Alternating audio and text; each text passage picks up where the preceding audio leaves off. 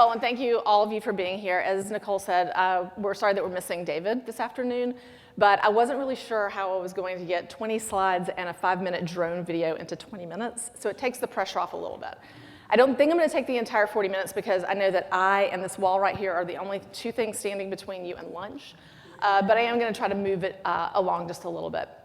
As you can imagine, 1.5 million square feet, you can talk about a lot of different things, and a lot of them we've covered. So starting last night with Admiral Bono, talking about the patient-centered experience is like the first and foremost part of why we did the Pavilion.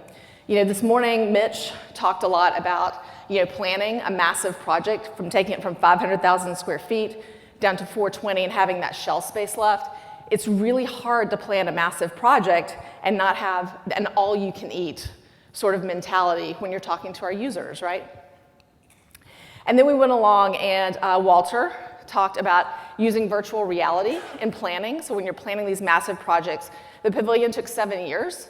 That's a long time in the future. And so you need a lot of that virtual reality because, as you can imagine, we can all probably read floor plans and know exactly how they're going to turn out, but our users don't. And so the different methods of virtual reality become really important to large projects like this.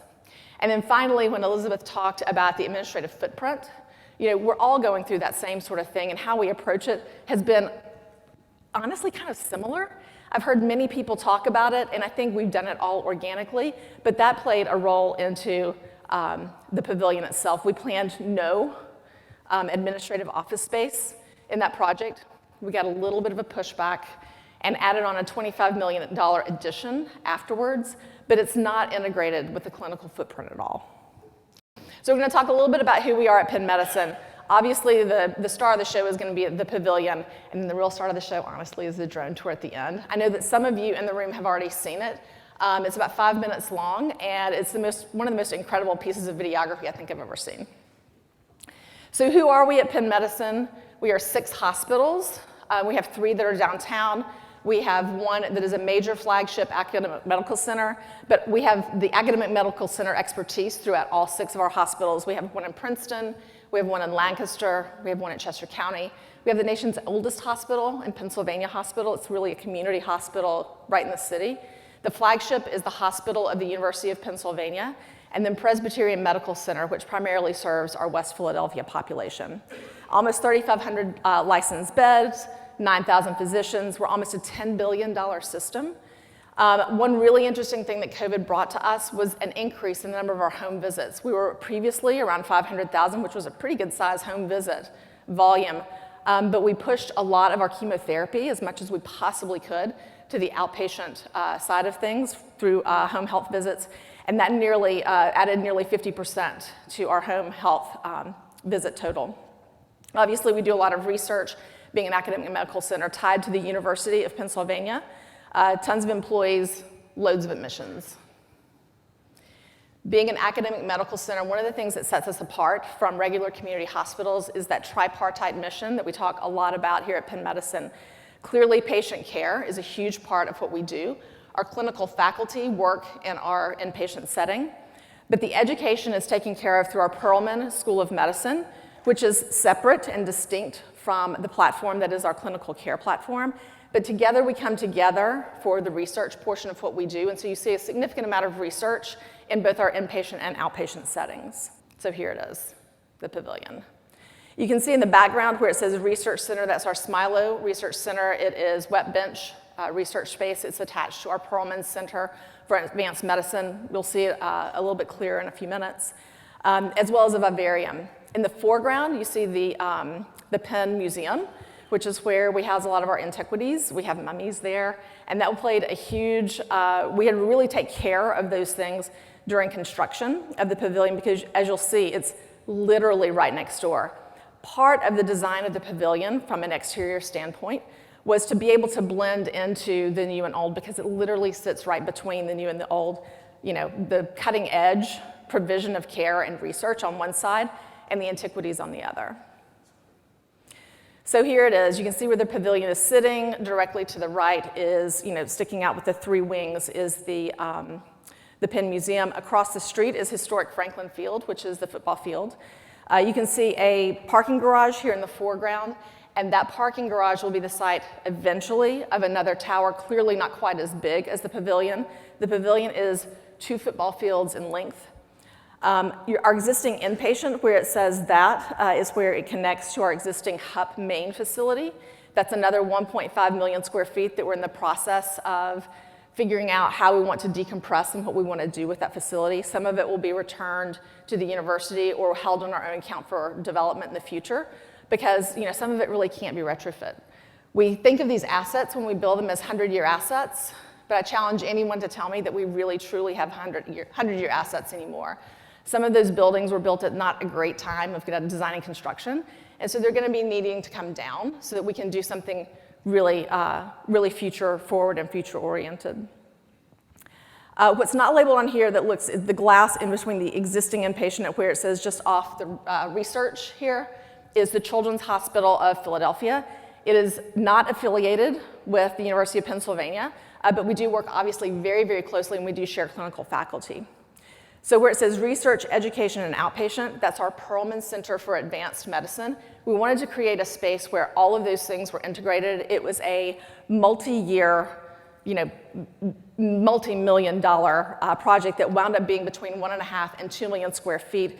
It was designed by Raphael Vignoli, and then our inpatient pavilion was designed by Norman Foster. So you can see that we do partner with large architects, the Black Capes, the Starchitects to do the architecture of the envelope, but obviously we have partners that have high healthcare experience designing the inside.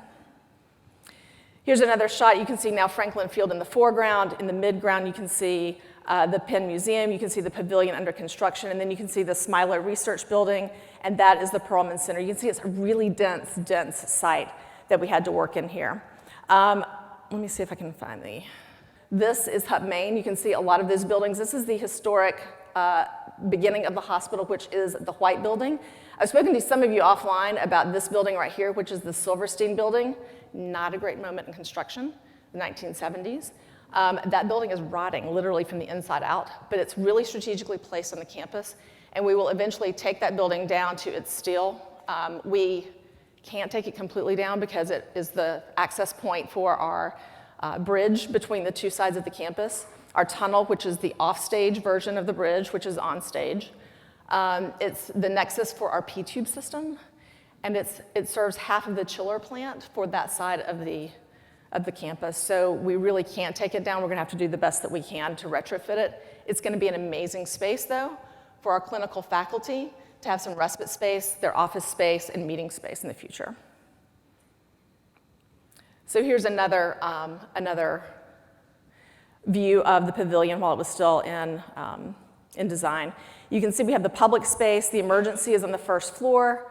It is a 2-floor emergency department consisting of 63 emergency department rooms. Those are not curtained. They are independent rooms, and you'll see that in the drone video. They do have doors. They do have privacy. Next up is our interventional floors. We have 47 procedure rooms, and all of those procedure rooms have light directly into them. 504 patient beds.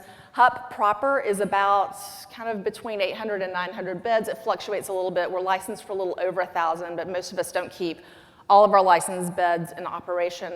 As you can imagine, when we decanted from our semi-private rooms across the street to here, it was an amazing, amazing experience, and now we're going back and taking those semi-private rooms and making them private, so we won't really have any more capacity.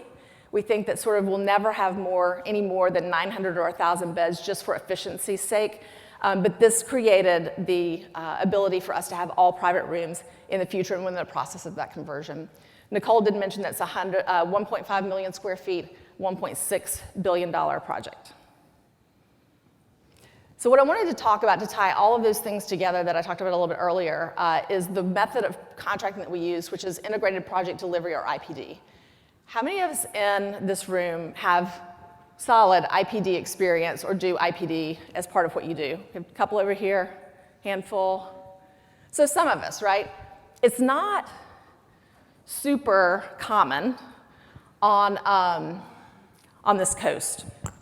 Far more of it is done on the West Coast. This was one of the first healthcare projects done IPD on the East Coast. There was one in New Jersey that started after we did and delivered before we did because the scale was just a lot smaller.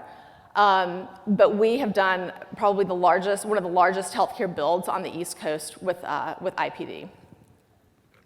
This was visionary at the time because the person who is now our CEO was running our real estate platform at the time, and our Associate Vice President of Capital Projects was the project manager on this. And together, they really forged the system that became IPD for us. You can see, if you're not familiar with IPD, the real power of it is creating that one team together, integrating everyone so that there's no later finger pointing, you're contracting together, and the ability to impact your project, which is the black line. The further in design and construction and purchasing that you go, your ability to impact that project really decreases.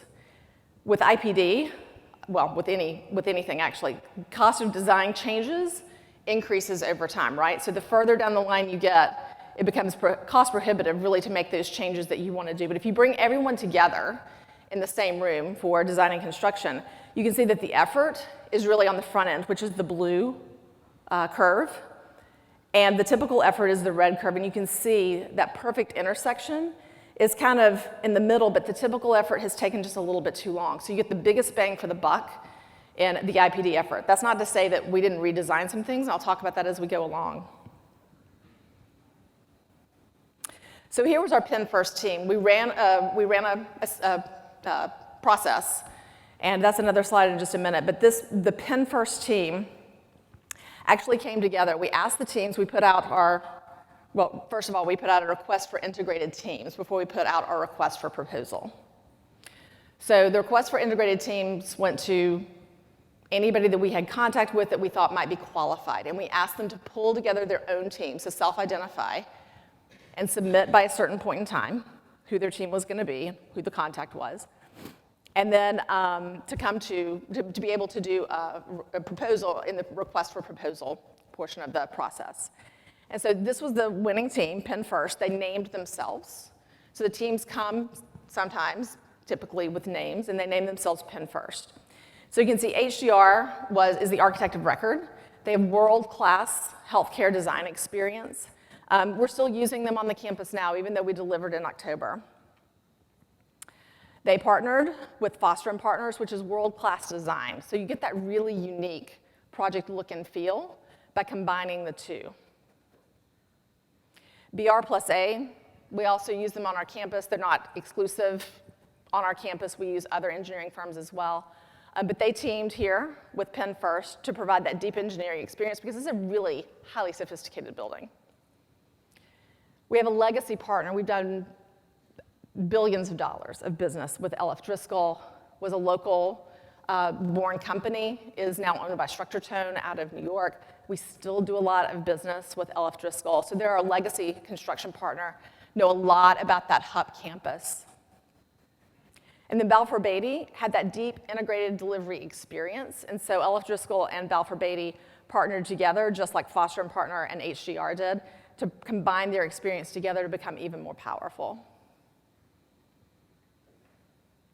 So the themes of IPD, single multi-party agreement, again, prevents that finger pointing in the future.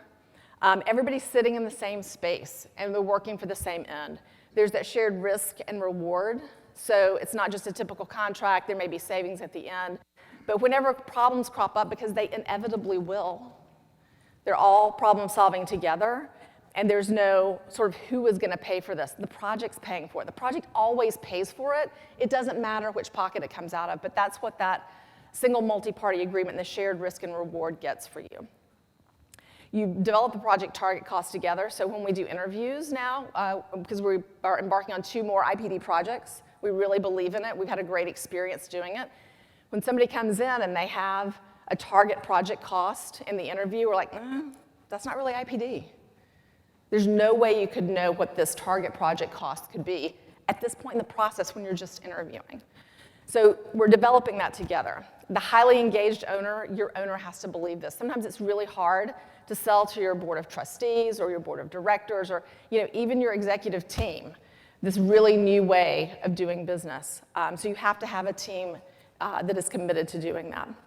The co-location, the colo, is really important to this method of doing business.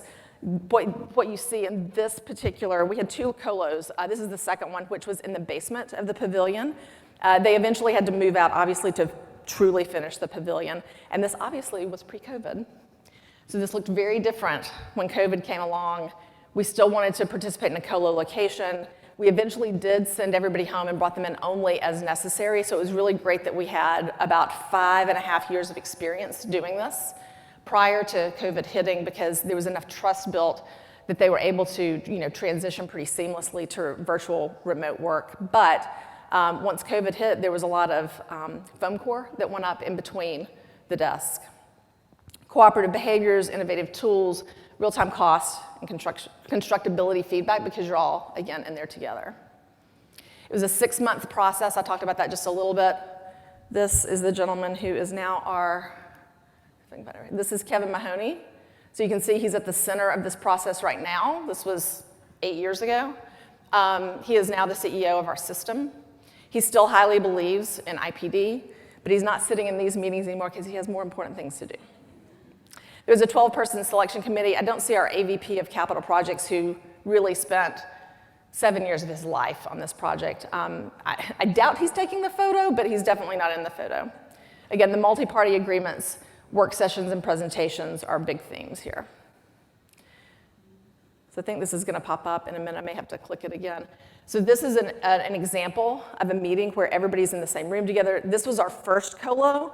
So if you see, it's very different. The other one was in the basement. This was on 3737 Market Street, which is now we call it Penn Medicine, University City. It's one of our large outpatient locations, urban environment. So it was on one of the top floors that had been shelled out. And we did some minimum finish, as you see, but it's completely open, right? And everybody's working together. So these are the range of people that are working together. We're not having individual meetings between the architect and the landscape architect, or the landscape architect and the civil engineer. Sometimes they may have some sidebar conversations, but you have physicians, you have physical therapists. We had 2 clinical advisors who were both nurses by training and trade, RNs, that stayed with the project for about 5 years and helped deliver it. They were incredibly important to creating that dialogue between what's really important and crossing that bridge between design and operations. We have our university real estate people who were involved. We had the engineers, materials management, sustainability, along with everyone else, hospital administrators. So you can see that it's a really wide variety of people who are at the table every single day. Another shot of the colo. And what do you do in the colo, right? So yes, you can have impromptu conversations, you can pull together for meetings. But, they did a lot of design charrettes, a lot of workshops. Design thinking exercises become very important in this method of design and construction. We also did a lot of mock-ups. The small ones started in the colo location itself. So you have clinicians able to come in and take a look. This is actually one of our clinical advisors right here, Kathy. And so they're able to come in and take a look at things as they were mocked up. You can see that's not actually a boom, right? But it's something that represents a boom, and we were eventually able to bring some of that equipment into our larger spaces as well. We had weekly huddles and dashboards, and you can see that they started out as just whiteboards and eventually got really sophisticated with online tools that they use to project during their colo org meetings. We set guiding principles at the beginning, design for change. So again, $1.6 billion, you want that to last for a while, right? That's a lot of cash. We do want that to be a 100-year asset. And so we designed the building so that it would be able to change in the future. We don't know what's going to happen in 20 years or 40 years or 60 years, but we wanted to design it for change. Again, patient experience was at the center of everything that we did. Being an academic medical center, we want to provide that unparalleled, unrivaled care. I mean, clearly all of us want to do that, but it takes on a different, it's sort of amped up in an academic medical center because you're really providing quaternary care, the sickest of the sick. We wanted to be able to innovate Being a research institution, innovation is part of our DNA, and then investing in the community where we are. Full-scale mock-ups were in a warehouse that was about 5 miles away, 30,000 square feet. This is a lot of styrofoam, We got a lot of feedback, ripped it down, built it back again, had much better success the second time, and we did that twice. Once for our inpatient floors, and the next time for our operational platform. This is the entry floor. You can see the emergency department on the right. It wraps around to the back. The entry point is in the middle, where you can see the Bean welcome reception desk. And to the left is the community space and chapel. You'll see the Maya Lin designed Decoding the Tree of Life sculpture that spans 2 stories there. Our interventional platform, you can see that all of our, I'm going to come to this side this time, all of our ORs have natural light in them. Oops. And then this is, I'm just going to move on. This is our typical patient floor. There are medical and this is our marvels drone we'll never video. see in this lifetime. Then there are those that arrive ahead of their time. Welcome to Penn Medicine's new Pavilion.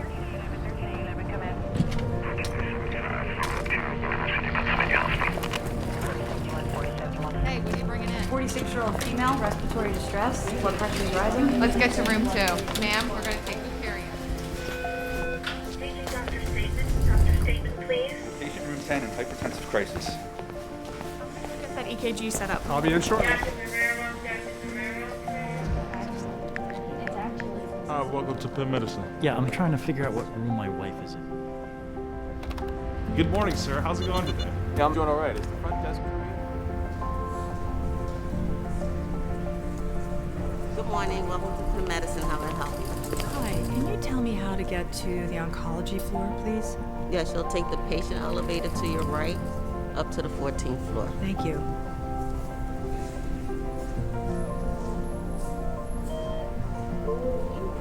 Wait till you see this statue over here. It's incredible. There's all these glass balls. You're gonna love it. This sculpture is amazing. Would you mind taking my photo in front of it? Oh, absolutely. Why don't you shift a little to the left?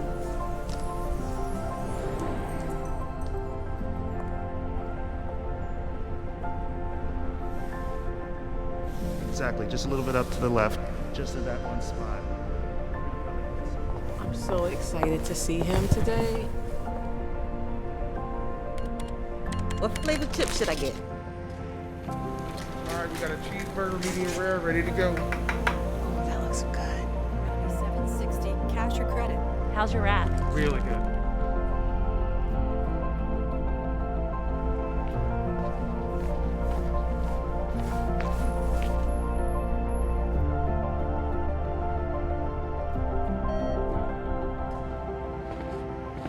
Floor 1 going up. Hang on, there's so much more to see. We're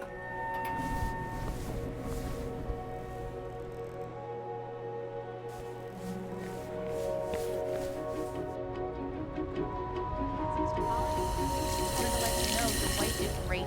She's recovering right now. We're gonna get her upstairs. All right, guys, this is John Chrisman, date of birth 1/18/1973. He is here today for a right inguinal hernia repair.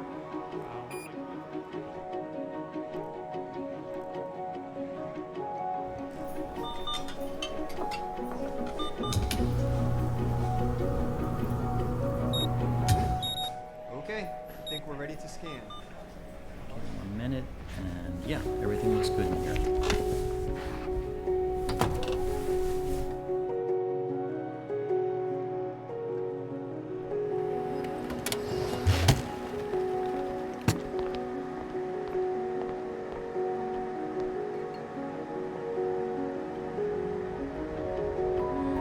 Take a closer look at these inked margins. Can you just move it up a little and to the left? Yeah, that's perfect. Hey, Chrissy, did you load the specimen ink that I left on your table earlier? Yes.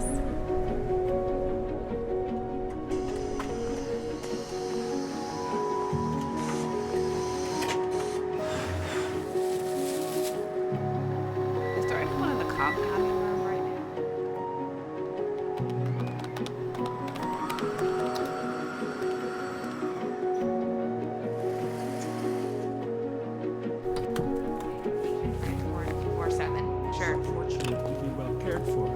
he'll be able to go home soon. Did you see him today? Did they have him standing? He stood and he looked steady.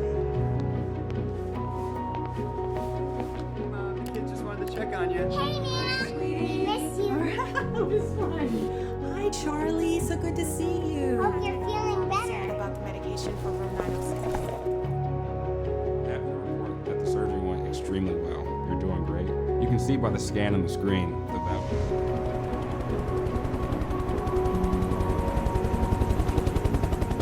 The hospital of the University of Pennsylvania's new Pavilion.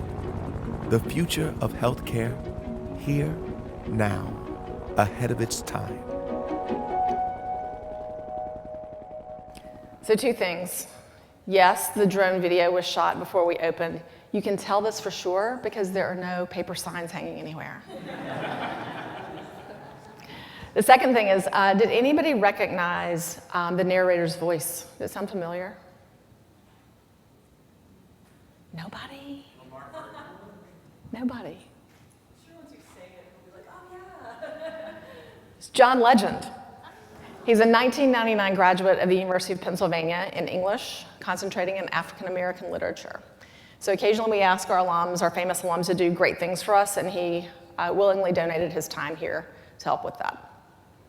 That comes to the end of my presentation. I'm sorry, I did run close to the entire 40 minutes. If there are any questions, I can either entertain them now, or I'm happy to talk to you at lunch. We have one right here. Where? One right here. You said you are very close to the historical building, I guess museum next when you did the pavilion. What preventive measures you had to do to protect it from the construction going on? Say that again. How are we going to protect the? What protective measures did y'all do to protect the building while y'all were constructing the pavilion? The Penn Medicine Museum. I mean, the Penn Museum. Yes. It's a great question. I wasn't there at the time, so I'm not familiar with all of them. But what I can tell you is this: is the mummies are really sensitive to vibration. So clearly, because we A, demolished the parking garage, and B, had to really dig down and do a lot of blasting, as it turns out, to dig down and get, we actually, one thing I didn't say is we have a 600-car parking garage underneath the pavilion. So obviously, we did have to do a lot of risk mitigation around that, both in terms of the vibration and in terms of just, being so close to that building.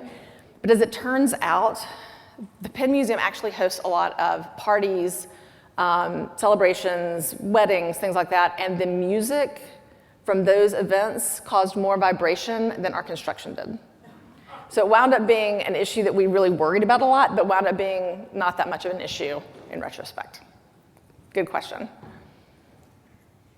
Anybody else? I'm coming.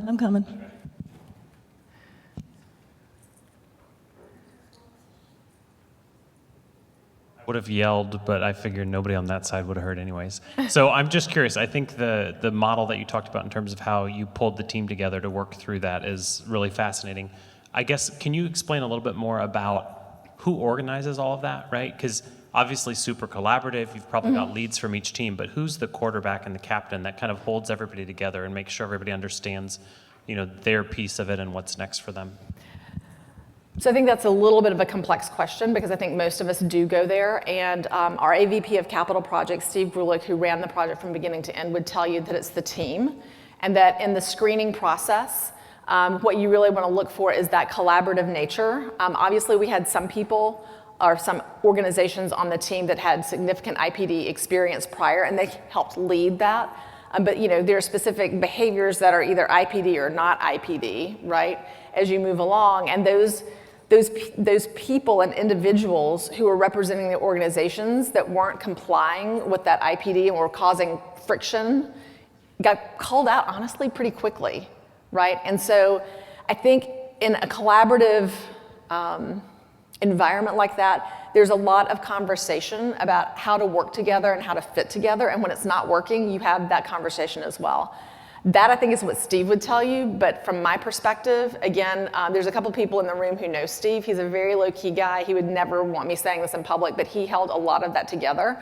and was really the champion of IPD processes from beginning to end, and spearheaded even the contracting portion with our Office of General Counsel. So I think you do have to have that champion that's always on the lookout for everything, but it really comes down to the team that you choose.